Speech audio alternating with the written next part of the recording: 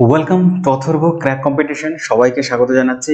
আজকের ক্লাসে 2018 সালের পিএসসি মিসলেনিয়াসের যত স্ট্যাটিক জিকের কোশ্চেন ছিল সেগুলো আমরা আলোচনা করব। তবে প্রশ্ন আর উত্তর নয়, তাহলে তুমি তো পিডিএফ থেকে পড়ে নিতে পারতে, ভিডিও দেখার কারণ কোনো ছিল না। এখানে আমরা আলোচনা করব উইথ ডিটেল আলোচনা করব এবং পুরো প্রপার একটা প্রশ্নের মধ্যে থেকে যত ধরনের কনসেপ্ট থাকে সেগুলো আমরা ক্লিয়ার করতে করতে যাব। তাতে কি হবে, অনেক বেশি ইনফরমেশন হবে এবং প্রিপারেশন তোমাদের খুব বেশি ভালো হবে। এবং আগামী মাত্র আর কয়েকদিন বাকি আছে, নেক্সট মান্থে সেপ্টেম্বরে এক্সাম। তো সিরিয়াস ক্যান্ডিডেট যারা, তোমাদের জন্য খুবই ভালো প্রিপারেশন হবে। তো চলো শুরু করব ক্লাস। পিডিএফ পেয়ে যাবে আমার টেলিগ্রাম চ্যানেলে, ঠিক আছে? আমার টেলিগ্রাম চ্যানেলে এই পিডিএফটা পেয়ে যাবে। 2019-টা অলরেডি আমি আপলোড করে দিয়েছি, পিডিএফটা দেওয়া হয়নি। এইটার পিডিএফ এবং 2019-এর পিডিএফ, দুটোর পিডিএফই আমি তোমার ডেসক্রিপশন ইয়েতে দিয়ে দেবো, টেলিগ্রাম চ্যানেলে। আমার নাম রঞ্জিত বর্মন। চলো তাহলে ক্লাস শুরু করি। প্রথম কোশ্চেন খুবই ইম্পর্টেন্ট কোশ্চেন এবং অনেক কিছু টপিক আমরা শেয়ার করব, অনেক ইনফরমেশন। যেমন বলছে, সম্প্রতিকালে কোন ব্যক্তি ভারতীয় চলচ্চিত্র ও দূরদর্শন সংস্থার চেয়ারম্যান নিযুক্ত হয়েছে? এবার সেটা, এই কোশ্চেনটা 2018 মানে সেই সময়কার কারেন্ট অ্যাফেয়ার্স ছিল, ঠিক আছে? তো এখন মানে সেই সময়তে ছিল অনুপম খের, কিন্তু এখন কে আছে? এখন হচ্ছে এন কে সাইগল, ঠিক আছে? এন কে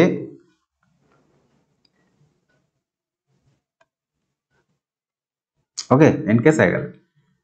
দূরদর্শন কত সালে সৃষ্টি হয়েছে? দূরদর্শন বানানো হয়েছিল, ফাউন্ড হয়েছিল 1959 সালে, 1959-এ, ঠিক আছে? দূরদর্শন 59-এ, এবং এটা ব্ল্যাক এন্ড হোয়াইট ছিল। কালার্ড যেটা ভার্সনটা এসেছিল সেটা এসেছিল 1982-তে 15th আগস্টের, ঠিক আছে? 15th আগস্ট কি ছিল? আমাদের স্বাধীনতা দিবস 1982 সালে। সেই সময় প্রাইম মিনিস্টার বা প্রধানমন্ত্রী ছিলেন ইন্দিরা গান্ধী। তো ইন্দিরা গান্ধী তিনি স্পিচ দিয়েছিলেন 1982 সালে তিনি স্বাধীনতা দিবসের যে স্পিচ দিয়েছিলেন রেড ফোর্ট থেকে। এবং তারপরেই আমাদের কি হয়, কালার ভার্সন চলে আসে, ঠিক আছে, দূরদর্শনের। এবং এই বছর মনে রাখবে, এই বছরটাই হচ্ছে সেই বছর যখন এশিয়ান গেম দ্বিতীয়বারের জন্য হোস্ট করেছিল ভারতবর্ষ, ঠিক আছে? এশিয়ান গেমস, ওকে, নিউ দিল্লিতে হয়েছিল। আর আরেকটা জিনিস মনে রাখবেন, 1936 এই সময়টা থেকে অল ইন্ডিয়া রেডিও, 1936 সালে তোমার অল ইন্ডিয়া রেডিও শুরু হয়, ঠিক আছে? ঠিক আছে, চলো পরের প্রশ্ন বলছে কে সম্মিলিত জাতিপুঞ্জের শান্তির দূত নিযুক্ত হয়েছেন? এইটা সেই সময়কার কারেন্ট অ্যাফেয়ার্স ছিল। নিযুক্ত হয়েছিলেন অপশন নম্বরে মালালা ইউসুফজাই। তো এটা এখন আর ইররিলেভেন্ট, এখন আর দরকার নেই। কিন্তু এখান থেকে কিছু স্ট্যাটিক বের করছি। যেমন দেখো, মালালা ইউসুফজাই থেকে যদি কিছু কোশ্চেন আসে, 2014 সালে তিনি নোবেল প্রাইজ পেয়েছিলেন শান্তিতে। তিনি ছিলেন সব থেকে ইয়াংগেস্ট এবং দ্বিতীয় পাকিস্তানি সেকেন্ড পাকিস্তানি দুজনই পেয়েছেন, ঠিক আছে? তার মধ্যে মালালা ইউসুফজাই একজন। 2014 সালে ভারতীয় একজন নোবেল প্রাইজ পেয়েছিলেন, পিস প্রাইজই কিন্তু, ঠিক আছে? তিনি ছিলেন কৈলাস সত্যার্থী, ওকে। তিনি 2014 সালে ভারতীয় হিসেবে নোবেল প্রাইজ পেয়েছিলেন শান্তিতে, এই একই বছর পাকিস্তান এবং ভারতীয়। আর মনে রাখবে কি, ইউনাইটেড নেশন বা ইউএনও, যার হেডকোয়ার্টার রয়েছে নিউ ইয়র্ক সিটিতে, আমেরিকা, ইউএস এর নিউ ইয়র্কে, ওকে।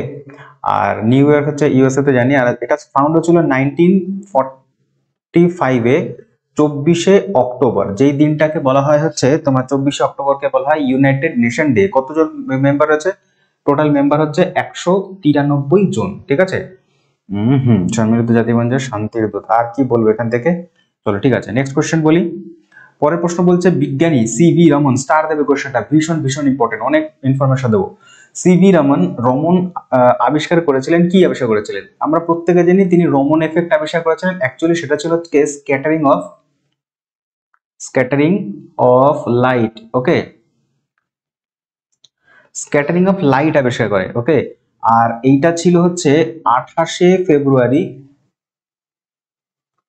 1928, 1928 সালের 28শে ফেব্রুয়ারি আবিষ্কার করে। সেই জন্য এই 28শে ফেব্রুয়ারি এই দিনটাকে আমরা ন্যাশনাল সায়েন্স ডে হিসেবে পালন করি। ন্যাশনাল সায়েন্স ডে, ওকে।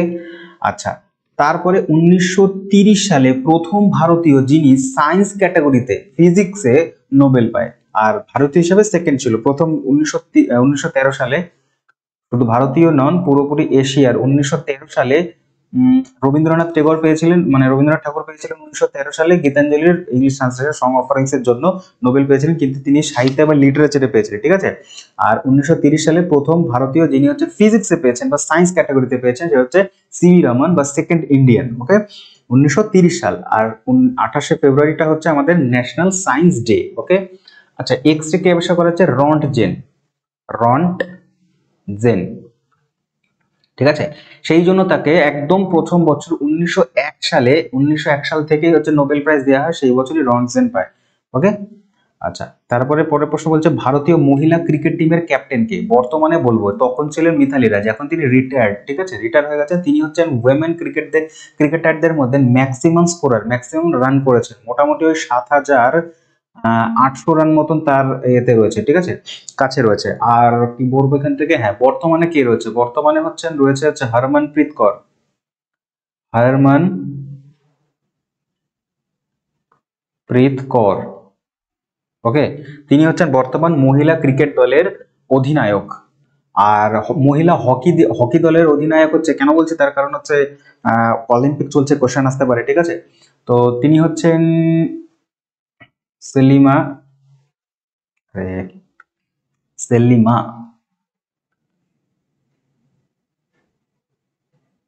তাতে তেতে, ঠিক আছে, তিনি। আর কি পরের প্রশ্ন, চলো নেক্সট কোশ্চেন বলছে 18তম এশিয়ান গেমস 2018 সালে অনুষ্ঠিত হবে, কোথায় হবে? সেইটা সেই সময়কার কারেন্ট অ্যাফেয়ার্স ছিল 2018-তে। সেটা হয়েছিল হচ্ছে ইন্দোনেশিয়ার জাকার্তাতে, ঠিক আছে, ইন্দোনেশিয়ার জাকার্তাতে হয়ে গেছিল, কিন্তু এখন নেক্সট হবে কোথায়? 2018-র পরে নেক্সট কোথায় হতে চলেছে? এশিয়ান গেমস কত সালে হতে চলেছে? 22-এ হয়ে গেছে, 2018-র পরে 22-এ, 2022-এ হয়েছে। কোথায় হচ্ছে? এটা হচ্ছে চায়নাতে, চায়না হ্যাংজৌ বলে একটা জায়গা রয়েছে, হ্যাংজৌ। তো সেখানে হয়েছে 2022-এ, তারপরে হবে হচ্ছে 2026, 2 বছর পরে। 2026-এ কে হোস্ট করবে? জাপান হোস্ট করবে, ঠিক আছে। জাপানের একটা জায়গা রয়েছে আইচি, আইচি নাগোয়া, এই নাগোয়াতে হচ্ছে তোমার এশিয়ান গেমস হবে, ওকে। আচ্ছা, পরের প্রশ্ন বলবো, পরের প্রশ্ন নাকি আর কিছু আছে? আচ্ছা, 26-এ তো হয়ে গেল, তারপরে 26-এর পর 30-এ হবে দোহাতে। 30-এ কোথায় হবে মনে রেখে দিও, 2030 হবে হচ্ছে দোহা, ওকে। দোহা হচ্ছে কাতারের, ঠিক আছে। আর এখান থেকে চলো নেক্সট কোশ্চেন। আচ্ছা, প্রথমবার কোথায় হয়েছিল? প্রথমবার হয়েছিল হচ্ছে নিউ দিল্লিতে 1951 সালে প্রথম। আমি একটু আগে বলেছিলাম 1951 সালে এশিয়ান গেমস প্রথম শুরু হয়, আর সেই বছর হোস্ট কান্ট্রি ছিল হচ্ছে নিউ দিল্লি, ওকে। পরের প্রশ্ন, 1960 সালে 1960-তে প্রথমবার প্যারালিম্পিক হয়। দেখো এই ধরনের প্রশ্ন আসে কিন্তু ইয়েতে তোমার কি বলে পিএসসি মিসলেনিয়াসে, ঠিক আছে। 1960 সালে প্রথমবার শুরু হয়েছিল প্যারালিম্পিক, সেটা কোথায় হয়েছিল? উত্তরটা হবে রোমে, উত্তরটা হবে কোথায়? রোমে হয়েছিল, ইটালির রাজধানী রোমে হয়েছিল। আর প্যারালিম্পিক কি? প্যারালিম্পিক হচ্ছে স্পেশাল, যারা হচ্ছে স্পোর্টস পার্সন রয়েছে, যারা মনে করো বিকলাঙ্গ, তাদের যে কি হয় তোমার, তাদের নিয়ে যে অলিম্পিকটা হয় সেটাকে প্যারালিম্পিক বলা হয়। আর সেইটা শুরু হয়েছিল 1960-এ প্রথম রোমে, কিন্তু এখন বর্তমানে সামার অলিম্পিক যেখানে হয়, যেই বছর যেই ভেন্যুতে, তার ঠিক পরে ওই সেম ভেন্যুতে সেম ইয়ারে তোমার কি হয়? প্যারালিম্পিক হয়। তার মানে এখন 2024, এই 2024 সালটা হচ্ছে প্যারিস অলিম্পিক হবে, প্যারিসে হবে হচ্ছে তোমার সামার অলিম্পিক, সামার অলিম্পিক। আর এই সামার অলিম্পিক শেষ হয়ে যাওয়ার পর একই ভেন্যুতে একই সময় কি হবে না, এই প্যারালিম্পিক, কিন্তু প্রথমটা হচ্ছিল 1960-এ, ঠিক আছে। আচ্ছা, উইন্টার অলিম্পিকটাও ওই একই রকম, উইন্টার অলিম্পিক যেই ভেন্যুতে যেই বছর হয় তারপরে মানে সেম ভেন্যুতেই তোমার উইন্টার প্যারালিম্পিক হয়। পরের প্রশ্ন বলছে ধ্যানচাঁদ ক্রীড়া পুরস্কার, বুঝবে এখান থেকে ইনফরমেশন দিতে চলেছে প্রচুর পরিমাণে, ভীষণ ইম্পর্টেন্ট। এটা বলেছে 2017 সালে কে পেয়েছে ধ্যানচাঁদ, কিন্তু সেটা দিয়ে আমাদের কোনো কাজ নেই, যেহেতু option number B Bhupendra Singh পেয়েছিলেন। তো ধ্যানচাঁদ ক্রীড়া পুরস্কার এটা কি, প্রথমত কারা পায়? এটা হচ্ছে মনে রাখো লাইফ টাইম অ্যাচিভমেন্ট, যারা হচ্ছে দীর্ঘদিন থেকে তার পুরো সমগ্র লাইফ জীবন হচ্ছে তোমার খেলার সাথে যুক্ত।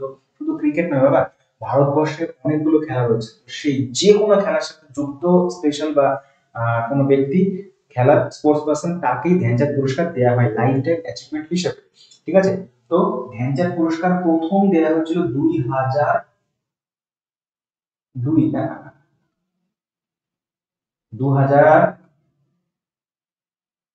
ঠিক আছে, 2002 সালে প্রথম দেওয়া হয়েছিল, তিনজন ব্যক্তিকে দিয়েছিলেন। তোমাদের এটা হোম টাস্ক থাকবে, 2002 সালে তিনজন ব্যক্তি কে কে ছিল যারা প্রথমবার পেয়েছিলেন। ঠিক আছে, আচ্ছা একজন বাঙালিও ছিল।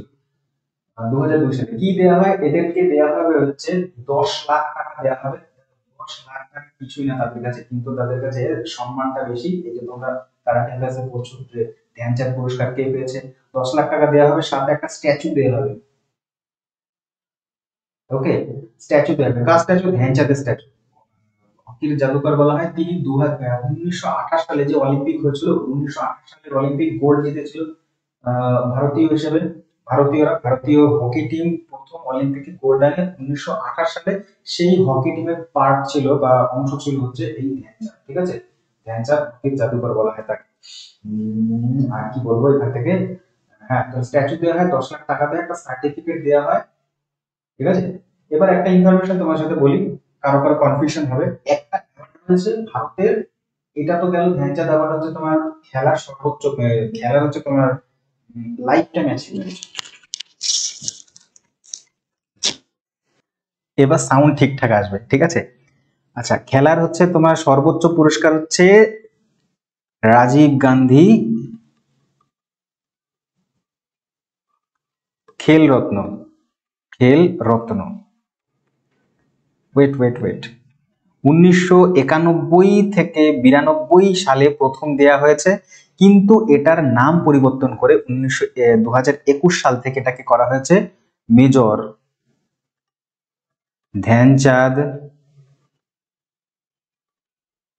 খেলরত্ন। তাহলে যেটা ধ্যানচাঁদ জাতীয় পুরস্কার বা ধ্যানচাঁদ পুরস্কার, সেটা তো 2002 সাল থেকে চলেছে, সেটা তো চলছে, এখনো রয়েছে। তার পাশাপাশি আরেকটা পুরস্কার আছে ধ্যানচাঁদের নামেই আছে, যেটাকে বলা হয় মেজর ধ্যানচাঁদ খেলরত্ন। সেটা হচ্ছে খেলার সর্বোচ্চ হাইয়েস্ট, খেলার সর্বোচ্চ পুরস্কার মেজর ধ্যানচাঁদ খেলরত্ন, যার পুরো নাম হচ্ছে রাজীব গান্ধী খেলরত্ন। তাহলে যা রাজীব গান্ধী খেলরত্ন সেটাই হচ্ছে মেজর ধ্যানচাঁদ খেলরত্ন। ঠিক আছে, নামটা শুধু চেঞ্জ হচ্ছে, আর কিছুই না। তাহলে যদি কেউ সর্বোচ্চ পুরস্কার পায়, তাকে পেতে হবে মেজর ধ্যানচাঁদ খেলরত্ন বর্তমান সময়ে। ঠিক আছে, আচ্ছা পরের প্রশ্ন বলছে হচ্ছে ক্লাসিক্যাল নৃত্য নাট্য কথাকলির উৎপত্তি হয়েছে কোথা থেকে? কথাকলি, কথা Kerala, option number C Kerala থেকে। ঠিক আছে, কথাকলি, কথাকলির কিছু ডান্সার, প্রথম হচ্ছে মনে রাখবে মৃণালিনী সরাবাই। মৃণালিনী, হা এক সেকেন্ড দাঁড়াও একটুখানি ঠিক করে লিখি। মৃণালিনী সরাবাই। মৃণালিনী সরাবাই কে? মৃণালিনী সরাবাই তিনি হচ্ছেন বিক্রম সারাভাইয়ের ওয়াইফ। বিক্রম সারাভাইকে আমাদের হচ্ছে একদম বিশিষ্ট সায়েন্টিস্ট, তিনি হচ্ছেন বিক্রম সারাভাইয়ের ওয়াইফ হচ্ছে মৃণালিনী সরাবাই। তিনি একটি ডান্স একাডেমি চালু করেছিলেন, ডান্স একাডেমি ছিল, তার নাম হচ্ছে দর্পণ, দর্পণ একাডেমি। কার দর্পণ একাডেমি? এগুলো কিন্তু আসে প্রচুর পরিমাণে। ঠিক আছে, দর্পণ একাডেমি চালু করেছিল। এছাড়াও কিছু হচ্ছে কথাকলির ডান্সারের নাম মনে রাখবে, যে K C Panikkar, K C Panikkar. আর মনে রাখবে হচ্ছে তোমার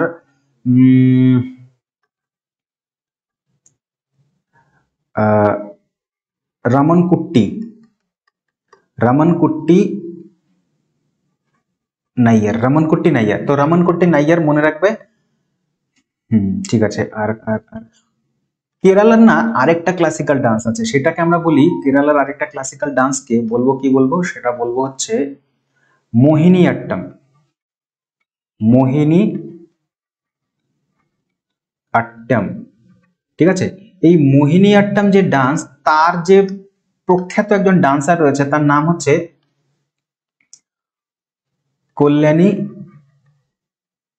কুট্টি আম্মা, কুট্টি আম্মা মনে রাখবে, ইম্পর্টেন্ট কিন্তু। ওকে, কল্যাণী কুট্টি আম্মা কেন বললাম নামটা, তার কারণে কল্যাণী কুট্টি আম্মাকে বলা হয় mother of Mohiniyattam, mother of Mohiniyattam, মোহিনী আট্টমের জনক, মাদার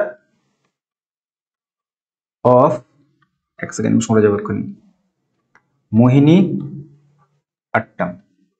ঠিক আছে, তো মাদার অফ মোহিনী আট্টম বলা হয় কল্যাণী কুট্টি আম্মাকে। ইনফরমেশন মনে রাখবে, ভীষণ ভীষণ গুরুত্বপূর্ণ। ওকে, এরপরে দেখো হচ্ছে কর্ণাটক। কর্ণাটকের একটি তোমার ফোক ডান্স রয়েছে, নাম হচ্ছে ইয়াক্ষগান। ইয়াক্ষগান অনেকগুলো রয়েছে, এইটাই আমার আপাতত এখন মনে পড়ছে তাই বলে দিলাম, ইয়াক্ষগান। পরের প্রশ্ন বলছে যে একজন বিখ্যাত কুচিপুড়ি নৃত্যশিল্পী কে? এখানে চারটি অপশন আমি বললাম প্রথমেই কিন্তু, যে পিএসসি মিসেলেনিয়াস দিতে চাচ্ছ, এসএসসি যে কোনো এক্সাম দিতে চাচ্ছ, এমটিএস বলো, জিডি বলো, এসএসসি সিজিএল বলো, এবং হচ্ছে সিএইচএসএল বলো, যাই এক্সাম দেও না কেন, স্ট্যাটিক জিকে, রেলের এক্সাম আসছে, তো যেই এক্সাম দেবেই না কেন এই ধরনের এক্সাম গুলোতে কিন্তু স্ট্যাটিক জিকের এই জায়গাগুলো, award, sports, folk dance, classical dance, festivals, এখান থেকে প্রশ্ন আসবেই আসবে, মাস্ট। ঠিক আছে, তো দেখো পরপর দুটো কোশ্চেন আমাদের ক্লাসিক্যাল ডান্স থেকে।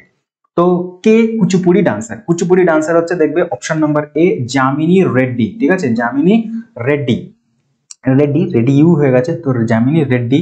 রেড্ডি টাইটেলটা অন্ধ্রপ্রদেশেই হয়, আর কুচিপুড়ি হচ্ছে অন্ধ্রপ্রদেশের ক্লাসিক্যাল ডান্স।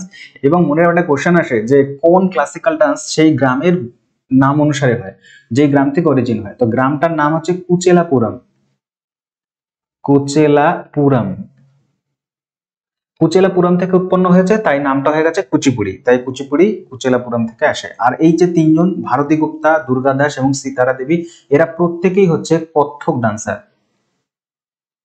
কত্থক ডান্সার। ওকে, কত্থক ডান্সার কোথায় দেখা যায়? ইউপি সংলগ্ন নর্থ ইন্ডিয়াতে বলতে পারো, নর্থ ইন্ডিয়াতে কত্থক ডান্সার। কত্থক ডান্সারদের মধ্যে একজন খুব বিখ্যাত, ফেমাস, খুবই ফেমাস, বিরজু মহারাজ, নাম তো শুনেইছো মহারাজ, তিনি খুব ইম্পর্টেন্ট এই কত্থক ডান্স। বিরজু মহারাজ, লাচ্ছ মহারাজ, শম্ভু মহারাজ, এরা প্রত্যেকেই, দুর্গা দাস, তারপর হচ্ছে দময়ন্তী, এরা প্রত্যেকেই হচ্ছে কত্থক ডান্সের সাথে যুক্ত। ঠিক আছে, আর কি আর কি আর কি আর কি কত্থক ডান্সে যুক্ত, আর হচ্ছে আর কি আর কি, আর হচ্ছে মাধুরী দীক্ষিত। ইয়েস, মাধুরী দীক্ষিত, তিনি হচ্ছেন কিন্তু Kathak dancer, trend Kathak dancer ছিলেন মাধুরী দীক্ষিত। বিরজু মহারাজের আসল নাম কি? বিরজু মহারাজের প্রকৃত নাম হচ্ছে, এটা নকল নাম নয়, এটা হচ্ছে তার উপাধি বলতে পারো, মানে শর্ট নেম, নিক নেম। তো তার প্রকৃত নাম হচ্ছে ব্রিজমোহন মিশ্রা, ব্রিজ মোহন মিশ্রা। ওকে, পরের প্রশ্ন বলবো। পরের প্রশ্ন বলছে যে গিদ্দা, গিদ্দা যে রাজ্যের বিবাহ অনুষ্ঠানে গাওয়া হয় সেইটা কোন রাজ্য? গিদ্দা প্রত্যেকে জানি এটা হচ্ছে পাঞ্জাবের ডান্স, হচ্ছে গিদ্দা। গিদ্দা, ভাংড়া এগুলো সব পাঞ্জাবের। ওকে, পরের প্রশ্ন, নেক্সট কোয়েশ্চেন বলছে শকুন্তলম কে লিখেছেন? শকুন্তলম কে লিখেছেন? শকুন্তলম লিখেছেন সবাই জানি আমরা, অভিজ্ঞান শকুন্তলম লিখেছেন, কালিদাস অপশনে নেই, উত্তর হবে অপশন নাম্বার ডি। তাহলে কি বলবো? কালিদাস। কালিদাস হচ্ছে চন্দ্রগুপ্ত, দ্বিতীয় চন্দ্রগুপ্ত, সরি দ্বিতীয় চন্দ্রগুপ্তের সভাকবি ছিলেন। নবম যে রত্ন ছিল তার মধ্যে একজন হচ্ছে কালিদাস। রঘুবংশম, মেঘদূত, রঘুবংশম, মেঘদূত, অভিজ্ঞান শকুন্তলম, এগুলো সব তার লেখা। ঠিক আছে, কালিদাসের। বাল্মীকি হচ্ছে রামায়ণ রচনা করেছেন, রামায়ণ রচনা করেছেন, আর এই রামায়ণটি বাংলায় অনুবাদ করেছেন কৃত্তিবাস দাস। বাড়ি কোথায়? পরীক্ষায় আসবে, বাড়ি হচ্ছে কোথায় গো বাড়ি? নদিয়ার ফুলিয়া, নদিয়ার ফুলিয়া। কৌটিল্যের বিষ্ণুগুপ্ত, কৌটিল্যর আসল নাম হচ্ছে বিষ্ণুগুপ্ত, তিনি হচ্ছেন চন্দ্রগুপ্ত মৌর্যের ছিল সেই সময়কার সভাকবি ছিলেন। তার একটা বই হচ্ছে কৌটিল্যের, নাম মনে রাখবে অর্থশাস্ত্র, অর্থশাস্ত্র। ঠিক আছে, জানো এগুলো সব, আমি বলে রাখলাম। কোন বছর ন্যাশনাল স্কুল অফ ড্রামা, ছোট করে বলা হয় এনএসডি তৈরি হয়? এনএসডি তৈরি হয়, ন্যাশনাল স্কুল অফ ড্রামা তৈরি হচ্ছিল কোন বছর? ইম্পর্টেন্ট কোয়েশ্চেন, ভীষণ কোয়েশ্চেন। 1959 সাল, 1959-এ তোমার ন্যাশনাল স্কুল অফ ড্রামা তৈরি হয়। ঠিক আছে, আর এখান থেকে একটা জিনিস মনে রাখো, সেটা হচ্ছে কি না, ললিত কলা একাডেমি, ললিত কলা একাডেমি, ললিত কলা একাডেমি তৈরি হয়েছিল 1954 সাল, ঠিক সেই বছর যে বছর হচ্ছে ভারত রত্ন এবং পদ্ম পুরস্কার, 3টে পদ্ম পুরস্কার, পদ্মশ্রী, পদ্মভূষণ, পদ্মবিভূষণ, এইগুলো পদ্ম প্রাইজ যেগুলো রয়েছে এই দুটোই হচ্ছে 1954 সাল থেকে প্রথম দেওয়া হয়েছে। ললিত কলা একাডেমিও কিন্তু 1944 সালে বানানো হয়। কেন ললিত কলার কথা বললাম? ললিত কলা বললাম এই কারণে, এগুলো হচ্ছে আর্ট অর্গানাইজেশন, যে ডান্স, তারপর হচ্ছে ক্লাসিক্যাল ডান্স, ফোক ডান্সের যে ডান্স, তারপর হচ্ছে তোমার যে বিভিন্ন রকমের যে যেমন তোমার আর্ট এডুকেশন গুলো রয়েছে না, সেগুলোর এটা একটা ইনস্টিটিউট। আরেকটা এরকম আর্ট ইনস্টিটিউট রয়েছে, সেটা হচ্ছে তোমার সঙ্গীত নাটক একাডেমি। সঙ্গীত নাটক একাডেমি, এটা তৈরি হচ্ছিল 1953 সাল। মনে রাখবে এগুলো যে ইম্পর্টেন্ট ইনফরমেশন, এই ইম্পর্টেন্ট ইনফরমেশন প্রত্যেকটা গুরুত্বপূর্ণ, প্রত্যেকটা খুব ভালো করে, এগুলো পরীক্ষায় আসে কিন্তু, ঠিক আছে। সঙ্গীত নাটক একাডেমি একটা অ্যাওয়ার্ড দেয়, ঠিক আছে, প্রাইজ দেয়। প্রাইজটার নাম হচ্ছে সঙ্গীত নাটক একাডেমি অ্যাওয়ার্ড। যদি অ্যাওয়ার্ডের কথা বলে, যদি পুরস্কার কথা বলে, তাহলে উত্তর দেবে এটা দেওয়া হয়েছিল 1952 সাল থেকে। দেখো তৈরি হয়েছিল ইনস্টিটিউটটা 53 থেকে, কিন্তু অ্যাওয়ার্ডটা দেওয়া হয় 52 সাল থেকে, ঠিক আছে। ললিত কলা একাডেমি 54 সাল থেকে। সঙ্গীত নাটক একাডেমি, আচ্ছা পরেই কোশ্চেন আছে, চলো আর বলছি না, পরেই দেখে নেবে। আচ্ছা, আরেকটা গুরুত্বপূর্ণ প্রশ্ন, ইম্পর্টেন্ট, স্টেট এক্সামের জন্য খুবই ইম্পর্টেন্ট, আমাদের রাজ্যের পরীক্ষার জন্য। বলছে কোন তারিখে কলকাতা মিউজিয়াম, মানে কলকাতাতে যে তোমার ভারতীয় মিউজিয়াম যেটাকে বলা ইন্ডিয়ান মিউজিয়াম তৈরি হয়েছে। তো ইন্ডিয়ান মিউজিয়াম ব্রিটিশ আমলে তৈরি, অপশন নাম্বার সি 1814 সালে ইন্ডিয়ান মিউজিয়াম তৈরি হয়। ইন্ডিয়ান মিউজিয়াম 1814 সাল, ঠিক আছে। এটাই হচ্ছে ভারতবর্ষের কি বলে সর্ববৃহৎ মিউজিয়াম, ঠিক আছে। আচ্ছা, আর কি বলবো, কলকাতাতে আরো ইয়ে রয়েছে, সেটা হচ্ছে তোমার পরীক্ষায় প্রশ্ন আসে, বলবে কি বলবে না, ক্যালকাটা পাবলিক লাইব্রেরি গেছো কোনোদিনও? ক্যালকাটা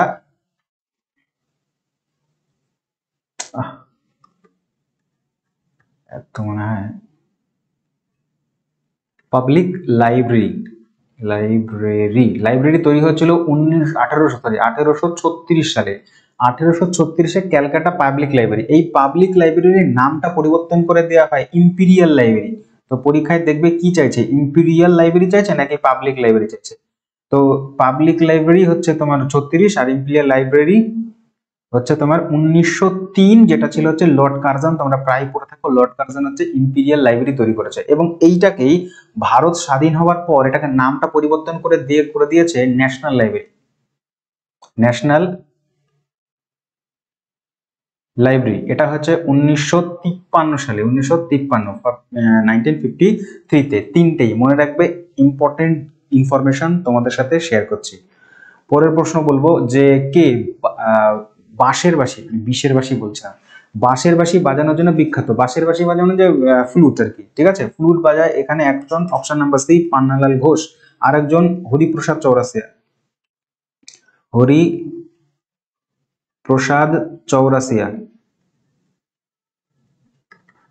চৌরাসিয়া, ঠিক আছে। শিবকুমার শর্মা কে বলো তো? শিবকুমার শর্মা, রেশন দোকানের মতো হ্যান্ডরাইটিং হয়ে যাচ্ছে। শিবকুমার শর্মা, ইনি হচ্ছেন কি বাজায়? ইনি হচ্ছে সন্তুর বাজায়। হঠাৎ করে সন্তুরের নাম বললাম কেন? এই যে শিবকুমার শর্মা সন্তুর বাদক, এবং হরিপ্রসাদ চৌরাসিয়া তিনি হচ্ছেন বাঁশি বাদক, মানে হচ্ছে ফ্লুট বাজায়। তারা দুজনে মিলে একটা অ্যালবাম রেডি করেছিল, সেই অ্যালবামটাকে বলা হয় শিবহরি, শিবহরি, ঠিক আছে।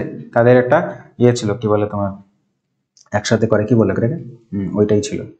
পরের প্রশ্ন হচ্ছে কত তারিখে শাস্ত্রীয় নৃত্যকে সঙ্গীত নাটক একাডেমি, যেটা বলতে চাইছিলাম তখন বললাম না, সঙ্গীত নাটক একাডেমি স্বীকৃত দিয়েছিল। তাহলে সঙ্গীত নাটক একাডেমি কত সালে তৈরি হয়? 1953 সালে তৈরি হয় সঙ্গীত নাটক একাডেমি। আর কোন নাচকে, কোন নৃত্যকে ক্লাসিক্যাল নৃত্যের মর্যাদা দেবে, এটা কে দেবে? সঙ্গীত নাটক একাডেমি সার্টিফাই করবে, ঠিক আছে। তো সেইটাই আর কি, সঙ্গীত নাটক একাডেমি। অ্যাওয়ার্ডটা ছিল 52 সালে। এবার শাস্ত্রীয়, যেটা একটা ক্লাসিক্যাল নৃত্য, একে ক্লাসিক্যালের মর্যাদা দিয়েছে কত সালে? এটা তো প্রথম আসামের ক্লাসিক্যাল নাচ, আসামের, আর এটা দিয়েছিল জুলাইয়ের 1 তারিখে 2002 সাল, আসাম, ঠিক আছে। পরের প্রশ্ন, ক্লাসিক আঞ্চলিক নৃত্য হিতক, এই হিতক কোন রাজ্যের পরিবেশিত হয়? হিতক কোন রাজ্যে পরিবেশিত হয়? চলো, হিতক কোন রাজ্যে পরিবেশিত হয়? উত্তর হবে option number A, Jammu and Kashmir হিতক পরিবেশিত হয়। হিতক ছাড়াও জম্মু অ্যান্ড কাশ্মীরে আরো কিছু রয়েছে, যেমন হচ্ছে মনে রাখবে রফ, রফ, তারপর হচ্ছে হাফিজা, হাফিজা, তারপর হচ্ছে ওয়েগি নাচুম, ওয়েগি নাচুম,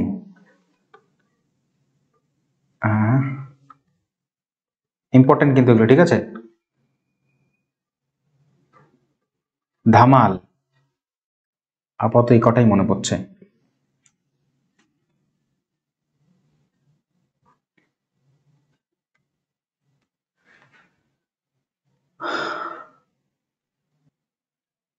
আরেকটা আছে মন্দজাস, মন্দজাস, ঠিক আছে। নেক্সট কোশ্চেন বলবো, নিম্নলিখিত বইগুলির মধ্যে, আচ্ছা দেখে নাও যদি দেখতে পাচ্ছ তো, ঠিক আছে। পরের প্রশ্ন বলছি, বলছে যে নিম্নলিখিত বইগুলির মধ্যে কোন বইটি মহাত্মা গান্ধী লিখেছেন? এর মধ্যে কোন বইটা মহাত্মা গান্ধী লিখেছেন? ঠিক আছে, তো মহাত্মা গান্ধী লিখেছেন হচ্ছে option number A, conquest of self, conquest of self তিনি লিখেছেন। এছাড়াও তার বই ছিল সত্যাগ্রহ ইন আফ্রিকা, তারপরে ছিল হচ্ছে গোখলে মাই পলিটিক্যাল গুরু, গোখলে মাই পলিটিক্যাল গুরু, তারপরে হচ্ছে তোমার সব থেকে ইম্পর্টেন্ট যেটা এক্সপেরিমেন্ট উইথ ট্রুথ, ঠিক আছে। পুরো বইটা হচ্ছে the story, story my, story of my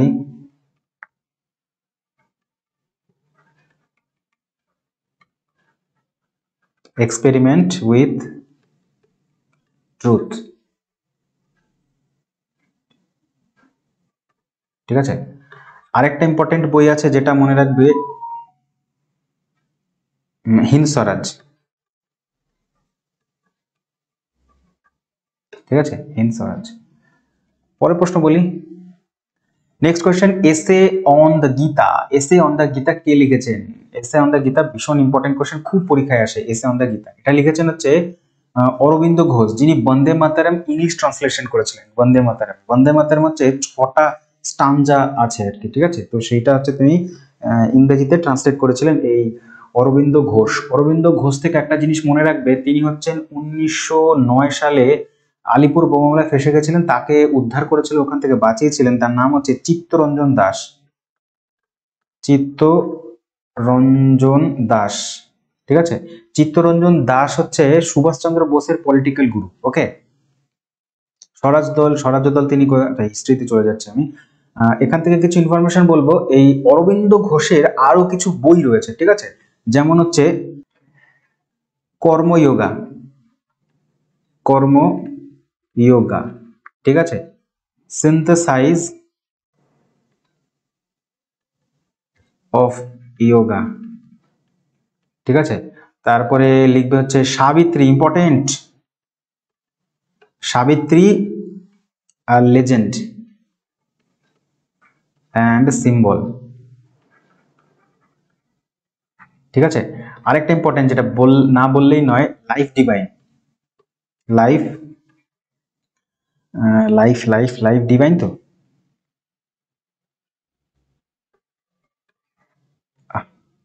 এক সেকেন্ড, সরি, হ্যাঁ,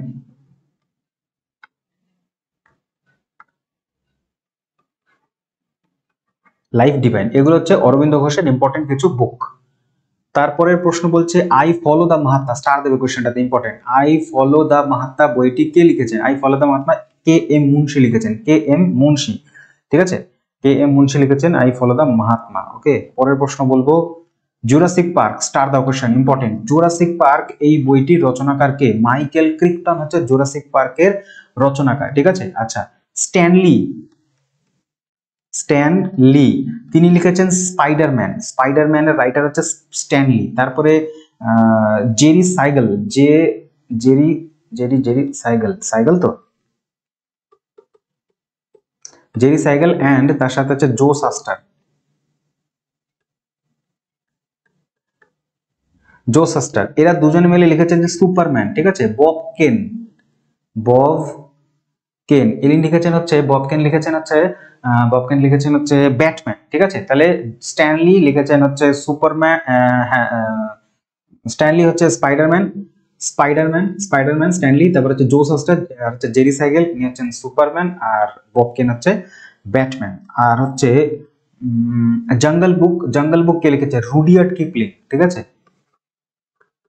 রুডিয়ার্ড কিপলিং, নোবেলও পেয়েছেন সাহিত্যে রুডিয়ার্ড কিপলিং, ঠিক আছে। রুডিয়ার্ড কিপলিং যে জঙ্গল বুক লিখেছিল, এটা মধ্যপ্রদেশের একটা ন্যাশনাল পার্ক রয়েছে পেঞ্চ ন্যাশনাল পার্ক, সেইখানকার মানে ইয়ে স্টোরি, তোমার কি বলে আমাদের ইন্ডিয়া স্টোরি। আরেকটা আছে তোমার হ্যারি পটার, এটা না বললেই নয়, হ্যারি পটার হচ্ছে জে কে রাউলিং, ঠিক আছে। একটা কোশ্চেন তোমাদের বলি, বুকস অ্যান্ড অথার্স, এখান থেকে কোয়েশ্চেন পাবে তিনটে থেকে চারটে প্রশ্ন হচ্ছে তুমি পাবে, ওকে। বুকস অ্যান্ড অথার্স থেকে যেগুলো বললাম সব কটা ইম্পর্টেন্ট কোয়েশ্চেন। দেন পরের প্রশ্ন বলছে, কোন দেশের লেখক লং ওয়াক টু ফ্রিডম রচনা করেছেন? আচ্ছা, লং ওয়াক টু ফ্রিডম রচনা করেছেন হচ্ছে কোন দেশের? South Africa. কে নাম কি? নাম হচ্ছে প্রথম প্রেসিডেন্ট, ব্ল্যাক প্রেসিডেন্ট সাউথ আফ্রিকার, নেলসন ম্যান্ডেলা, ঠিক আছে, নেলসন ম্যান্ডেলা। আরো কিছু বই আছে, যেমন হচ্ছে প্রিজন লেটার। আর একটা বই আছে নেলসন ম্যান্ডেলার, সেটা হচ্ছে তার প্রেসিডেন্সিয়াল ইয়ার।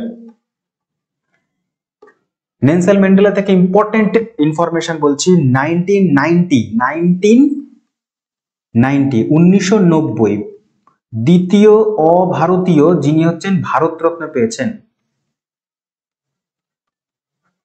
ভারতবর্ষ থেকে সর্বোচ্চ যেটা সিভিলিয়ান অ্যাওয়ার্ড আমাদের, সেটা হচ্ছে ভারতরত্ন। 1954 সালে প্রথম দেওয়া হয়, যেটা ভারতীয়দের দেওয়া হয়েছিল, কিন্তু মাত্র দুজন বিদেশি যাকে হচ্ছে ভারতরত্ন দেওয়া হয়। 1990 সালে দেওয়া হয়েছিল নেলসন ম্যান্ডেলাকে, তিনি ছিলেন সেকেন্ড। কিন্তু প্রথম হচ্ছে খান আব্দুল গফর খান, তিনি পাকিস্তানের বর্তমানে, মানে তার যে সময় ছিলেন আর কি, সেই সময় পাকিস্তানের বাসিন্দা ছিলেন, ঠিক আছে।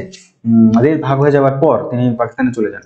তো পাকিস্তানের মানে কি বললাম, খান আব্দুল গফর খান এবং নেলসন ম্যান্ডেলা, এই দুজনকে প্রথম অভারতীয়, দ্বিতীয় অভারতীয় হিসেবে ভারতরত্ন দেওয়া হয়। তাহলে নেলসন ম্যান্ডেলা 1990 এবং 1993 সাল নোবেল পায় 7 পিস শান্তিতে নোবেল, ঠিক আছে, শান্তিতে নোবেল প্রাইজ পেয়ে থাকেন উনি। আর কি বলবো এখান থেকে, আর কিছুই বলবো না, পরের প্রশ্ন বলবো। পরের প্রশ্ন বলছে, দ্য রোড এহেড বইটির রচনাকারকে? দ্য রোড এহেড, যে হচ্ছে এহেড সবসময় আগে থাকে, টাকা পয়সা যার বেশি রয়েছে, তাহলে কে? তিনি হচ্ছেন বিল গেটস, ঠিক আছে। বিল গেটস এর আরো কিছু বই রয়েছে, how how how how to avoid climatic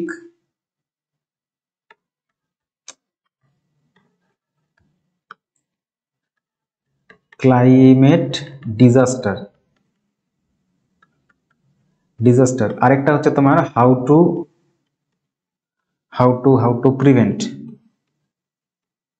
to prevent pandemic বা নেক্সট প্যান্ডামিক, ঠিক আছে। এই দুটো বই important, how to avoid the climatic disaster, how to prevent the next pandemic, এই দুটো বই। এবং আরেকটা হচ্ছে তোমার দ্য রোড এহেড, এই তিনখানা বই মনে রাখবে।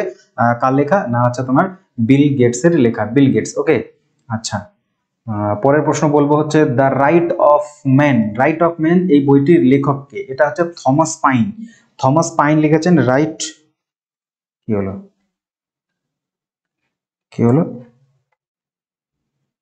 ঠিক আছে ভাই। আচ্ছা, থমাস পাইন হচ্ছেন লিখেছেন দ্য রাইট অফ মেন। কে থমাস পাইন হচ্ছে যখন আমেরিকা ছিল, আমেরিকার একজন রাইটার। আমেরিকার যখন নাকি স্বাধীনতা আন্দোলন চলছিল ব্রিটেনের বিরুদ্ধে, সেই সময়কার রাইটার হচ্ছে এই তোমার কি বলে থমাস পাইন। তার একটা খুবই বিখ্যাত একটা বই রয়েছে, common sense,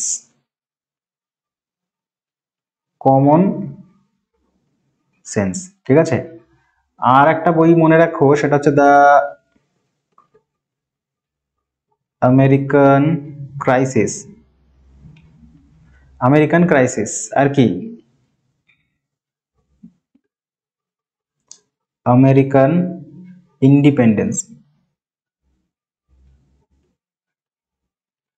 American independence, American crisis and common sense. Common sense ভীষণ ভীষণ ভীষণ ভীষণ ইম্পর্টেন্ট, ভীষণ ভীষণ খুব ইম্পর্টেন্ট। ঠিক আছে, এটা হচ্ছে আমেরিকার ফ্রিডম ফাইট, যখন ফ্রিডম মুভমেন্ট চলছিল সেই সময়কার লেখক তিনি, থমাস পাইন। আর একটা ইম্পর্টেন্ট হচ্ছে থমাস পাইন, তো ঠিক আছে। আমেরিকার ফ্রিডম হচ্ছে কত সালে? আমেরিকার ফ্রিডম হচ্ছে 1776-এ, 4th জুলাই, জুলাই 4, 4th জুলাই হচ্ছে 1776 সালে আমেরিকার ইন্ডিপেন্ডেন্স। নেক্সট কোয়েশ্চেন আছে, আর কোনো কোয়েশ্চেন বেঁচে? আচ্ছা, বলছে অ্যানজিওগ্রাম বলতে কি বোঝো? অ্যানজিওগ্রাম বলতে কি বোঝো? হ্যাঁ, তো উত্তর হবে অ্যানজিওগ্রাম বলতে বোঝো এটা একটা চিকিৎসা জনিত পরীক্ষা, এটা হচ্ছে অ্যানজিওগ্রাম। ওকে, সায়েন্সের কোশ্চেন ঢুকে গেছে। পরের প্রশ্ন বলছে লাইফাই। লাইফাই কি? লাইফাই হচ্ছে এটা একটা প্রচলিত কম্পিউটার চিপস, নাকি এটা একটা সিস্টেম কেন্দ্রীয় অ্যান্টেনার উপর নির্ভরশীল আর সিঙ্গেল ডক্সড কম্পিউটার সর্বকালীন? কোথায় হবে লাইফাই? এটা একটা সিস্টেম যা কেন্দ্রীয় লাইট, হ্যাঁ এটা option number B, light, light থেকে এবং ওয়াইফাই দুটো ইন্টারনেট কানেকশন আছে লাইট থেকে, সেটাকে লাইফাই বলা হয়। নতুন সিস্টেম এটা লাইটের মধ্যে, গুগল সার্চ করে দিয়ে পেয়ে যাবে। Amazon, Flipkart.